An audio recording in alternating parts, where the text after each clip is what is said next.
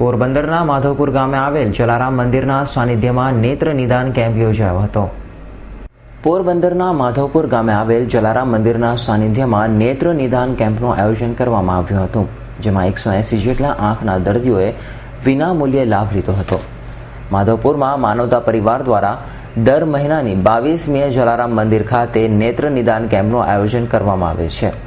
22મી મેના યોજાયેલા નેત્ર નિદાન કેમ્પના મુખ્ય દાતા હાજાભાઈ સાજણ કચ્છના આર્થિક સહયોગથી 180 જેટલા આંખના દર્દીઓએ વિના મૂલ્યે લાભ લીધો હતો, જેમાં 31 જેટલા જરૂરતમંદ દર્દીઓને આંખનું ઓપરેશન માટે રાજકોટ ખાતે આવેલ ચેરિટેબલ ટ્રસ્ટની રણછોડદાસજીની હોસ્પિટલે ખસેડવામાં આવ્યા હતા.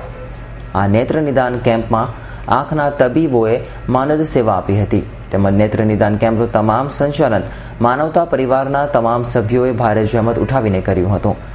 આ યોજાયેલા નેત્ર નિદાન કેમ્પમાં વેપારી અગ્રણીઓ સહિતના આગેવાનો અને ભાઈ બહેનો મોટી સંખ્યામાં ઉપસ્થિત રહ્યા હતા. હવે પછીનો નેત્ર નિદાન કેમ્પ આગામી 22મી જૂનના યોજાશે, તેમ માનવતા પરિવારના રાજેશ રામાણીએ જણાવ્યું હતું. Shantilal Mewada, S9 news, Madhavpur.